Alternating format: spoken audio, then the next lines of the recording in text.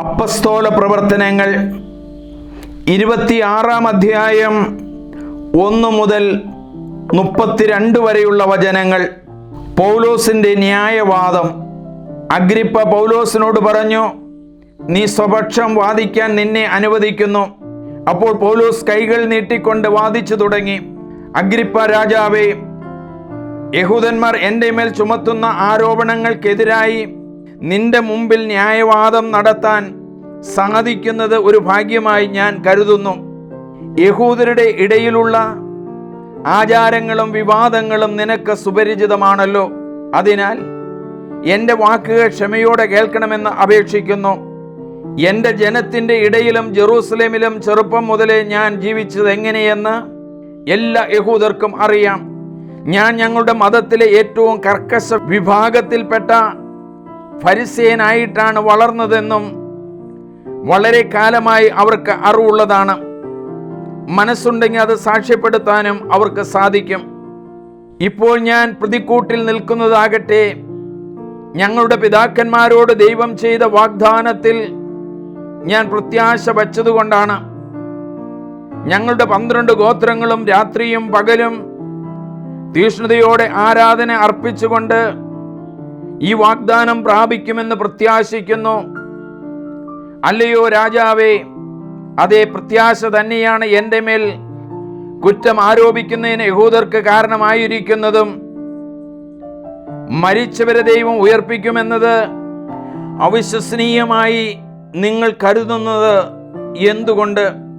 നസ്രായനായ യേശുവിൻ്റെ നാമത്തിന് വിരുദ്ധമായി പലതും ചെയ്യേണ്ടതുണ്ട് എന്ന് ഒരിക്കൽ ഞാൻ ഉറച്ചു വിശ്വസിച്ചിരുന്നു. ജെറൂസലേമിൽ അങ്ങനെ പ്രവർത്തിക്കുകയും ചെയ്തു.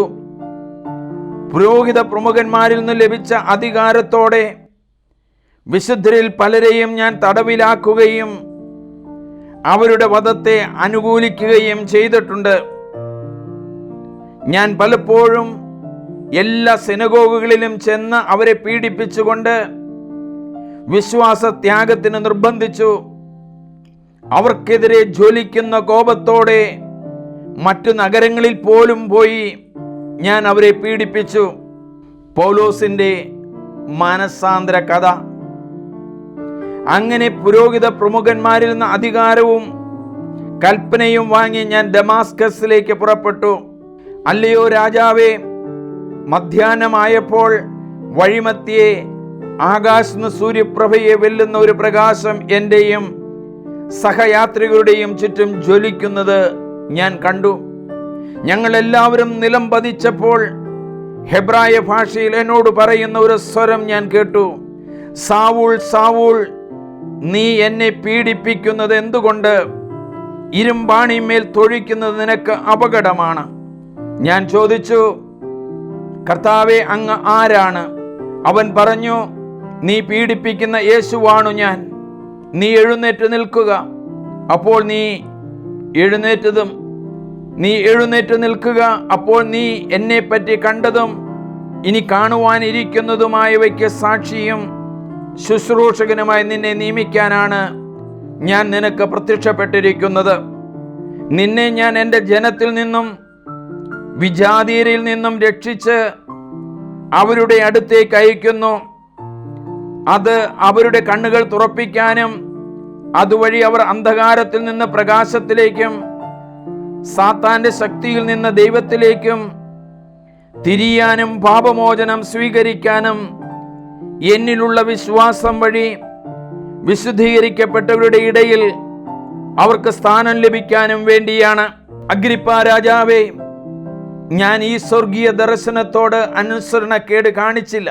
പ്രത്യുത ആദ്യം ദമാസ്കസിൽ ഉള്ളവരോടും പിന്നെ ജെറൂസലേമിലും യൂദയ മുഴുവനും ഉള്ളവരോടും വിജാതീയരോടും അവർ പശ്ചാത്തപിക്കണമെന്നും പശ്ചാത്താപത്തിന് യോജിച്ച പ്രവർത്തികൾ ചെയ്തുകൊണ്ട് ദൈവത്തിൻ്റെ അടുത്തേക്ക് തിരിയണമെന്നും പ്രസംഗിക്കുകയത്രേ ചെയ്തത്.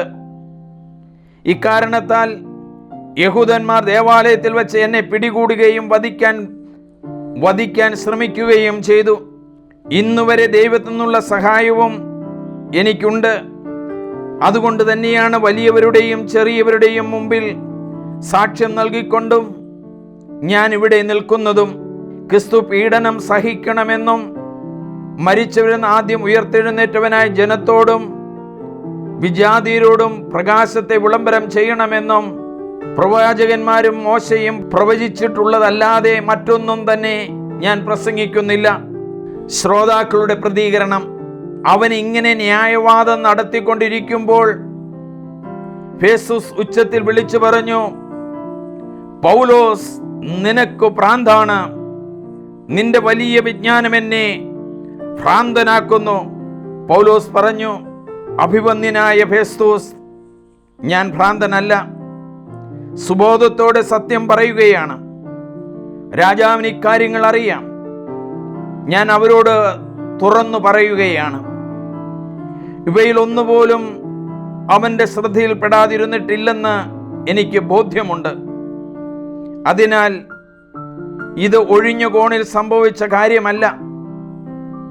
അഗ്രിപ്പാ രാജാവേ, നീ പ്രവാചകന്മാരിൽ വിശ്വസിക്കുന്നില്ലേ? ഉണ്ടെന്ന് എനിക്കറിയാം.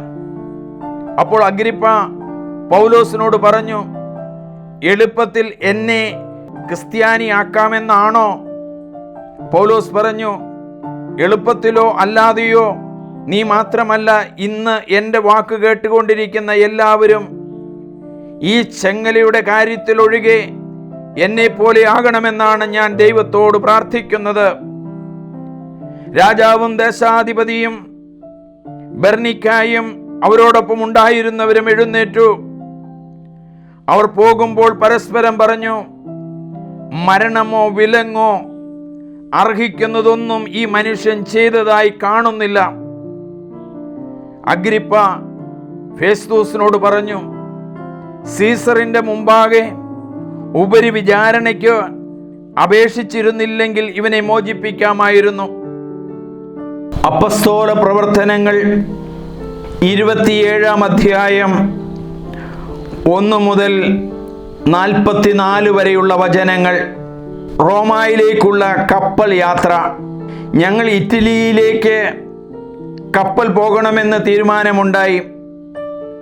അവർ പൗലോസിനെയും മറ്റു ചില തടവുകാരെയും സെബാസ്തെ സൈന്യവിഭാഗത്തിൻ്റെ ശതാധിപനായ ജൂലിയൂസിനെ ഏൽപ്പിച്ചു. ഞങ്ങൾ അദ്രിയാമിത്യാത്തിൽ നിന്നുള്ള ഒരു കപ്പൽ കയറി അത് ഏഷ്യയുടെ തീരത്തുള്ള തുറമുഖങ്ങളിലേക്ക് പോകുന്നതായിരുന്നു. ഞങ്ങൾ യാത്ര പുറപ്പെട്ടപ്പോൾ തെസ്സലോനിക്ക നഗരവാസിയും മെക്കദോനിയക്കാരനുമായ അരിസ്താർക്കൂസും ഞങ്ങളോടുകൂടെ ഉണ്ടായിരുന്നു. പിറ്റേ ദിവസം ഞങ്ങൾ സീദോനിലിറങ്ങി. ജൂലിയൂസ് പൗലോസിനോട് ദയാപൂർവം പെരുമാറുകയും സ്നേഹിതരുടെ അടുക്കൽ പോകുന്നതിനും അവരുടെ ആതിഥ്യം സ്വീകരിക്കുന്നതിനും അവനെ അനുവദിക്കുകയും ചെയ്തു. അവിടെ നിന്ന് ഞങ്ങൾ യാത്ര തിരിച്ച് കാറ്റ് പ്രതികൂലമായിരുന്നതിനാൽ സൈപ്രസിനടുത്തുകൂടെയാണ് പോയത്. കിലിക്കായുടെയും പാംഫിലിയായുടെയും അടുത്തുള്ള സമുദ്രഭാഗങ്ങൾ കടന്ന് ഞങ്ങൾ ലിക്കിയായിലെ മീറായിലെത്തി.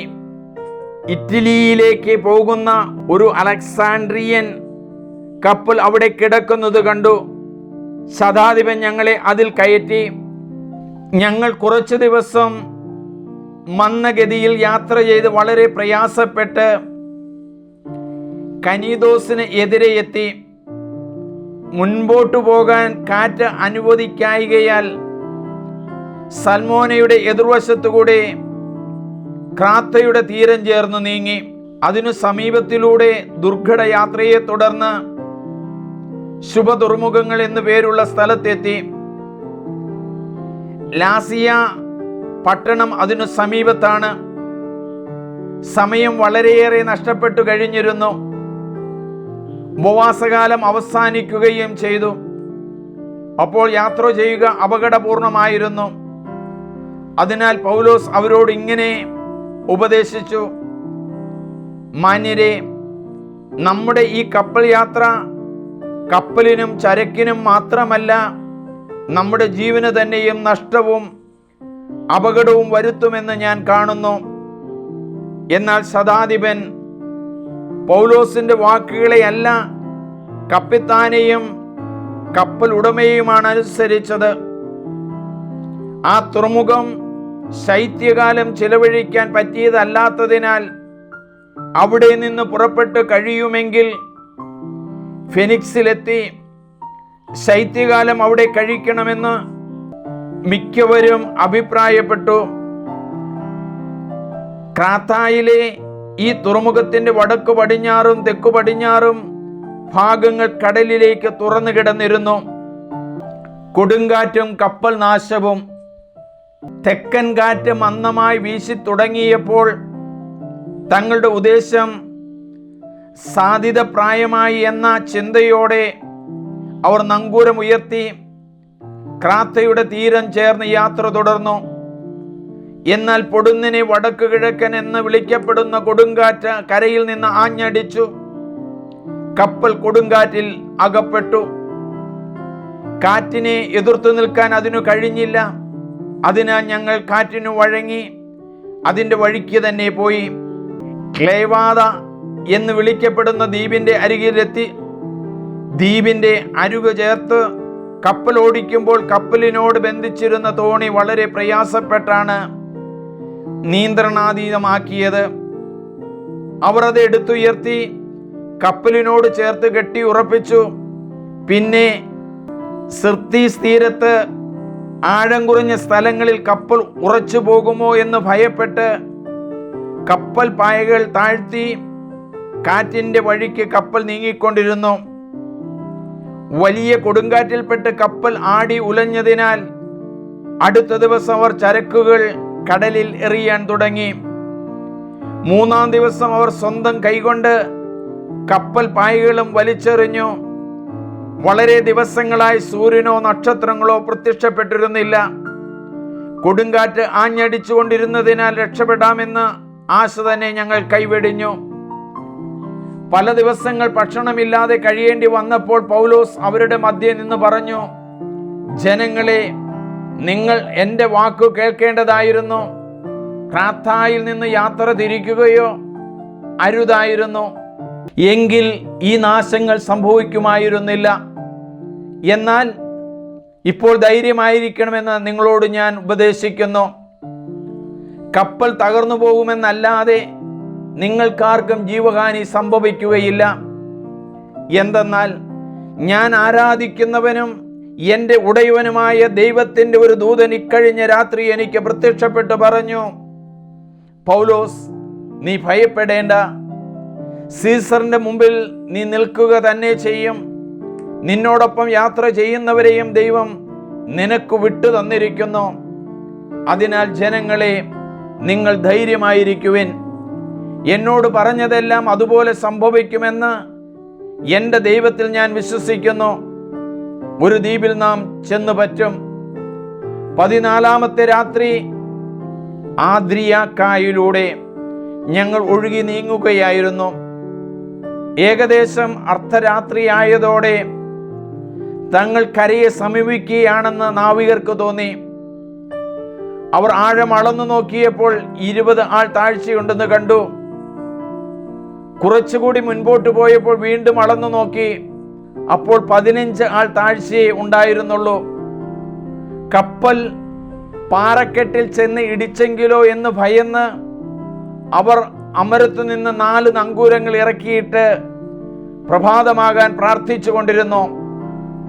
നാവികർ കപ്പലിൽ നിന്ന് രക്ഷപ്പെടാൻ ആഗ്രഹിച്ചിരുന്നതിനാൽ കപ്പലിൻ്റെ അണിയത്തു നിന്ന് നങ്കൂരം ഇറക്കാൻ എന്ന വ്യാജേന തോണി കടലിൽ ഇറക്കി. പൗലോസ് ശതാധിപനോടും ഭടന്മാരോടുമായി പറഞ്ഞു, ഈ ആളുകൾ കപ്പലിൽ തന്നെ നിന്നില്ലെങ്കിൽ അവർക്കും രക്ഷപ്പെടാൻ സാധിക്കുകയില്ല. അപ്പോൾ ഭടന്മാർ തോണിയുടെ കയറ് ഛേദിച്ച് അത് കടലിലേക്ക് തള്ളി. പ്രഭാതമാകാറായപ്പോൾ ഭക്ഷണം കഴിക്കാൻ പൗലോസ് എല്ലാവരെയും പ്രേരിപ്പിച്ചു. അവൻ പറഞ്ഞു, നിങ്ങൾ ഉത്കണ്ഠാകുലരായി ഒന്നും ഭക്ഷിക്കാതെ കഴിയാൻ തുടങ്ങിയിട്ട് 14 ദിവസമായില്ലേ? അതിനാൽ വല്ലതും ഭക്ഷിക്കാൻ നിങ്ങളോട് ഞാൻ അഭ്യർത്ഥിക്കുന്നു. അത് നിങ്ങൾക്ക് ശക്തി പകരും. നിങ്ങളിൽ ആരുടെയും ഒരു തലമുടി പോലും നശിക്കുകയില്ല. ഇതു പറഞ്ഞിട്ട് എല്ലാവരുടെയും മുമ്പാകെ അപ്പമെടുത്ത് ദൈവത്തിന് കൃതജ്ഞത അർപ്പിച്ചുകൊണ്ട് മുറിച്ച് ഭക്ഷിക്കാൻ തുടങ്ങി. അവർക്കെല്ലാം ഉന്മേഷമുണ്ടായി. അവരും ഭക്ഷണം കഴിച്ചു.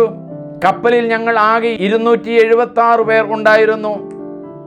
അവർ മതിയാവോളം ഭക്ഷിച്ചു കഴിഞ്ഞപ്പോൾ ഗോതമ്പ് കടലിലേക്ക് എറിഞ്ഞ് കപ്പലിന് ഭാരം കുറച്ചു.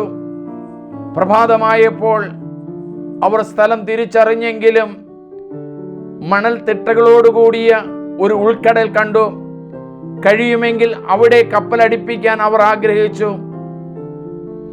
അവർ നങ്കൂരങ്ങൾ അറുത്ത് കടലിൽ തള്ളി. ചുക്കാൻ ബന്ധിച്ചിരുന്ന കയറുകളും ബന്ധിച്ചു. കാറ്റിനനുസരിച്ച് പായ ഉയർത്തിക്കെട്ടി തീരത്തേക്ക് നീങ്ങി. മുമ്പോട്ട് നീങ്ങിയ കപ്പൽ തള്ളി നിന്ന തിട്ടയിൽ ചെന്നുറച്ചു. കപ്പലിൻ്റെ അണിയം മണലിൽ പുതഞ്ഞ് ചലനരഹിതമായി. അമരം തിരുമാലയിൽപ്പെട്ട് തകർന്നുപോയി.